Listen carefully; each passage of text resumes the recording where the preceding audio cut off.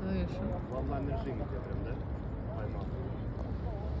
Сына, Сына, папа поймал, сколько поймал. Да. сына, рыбку идешь смотреть? Глянь, рыбу папа поймал, скорее иди смотри.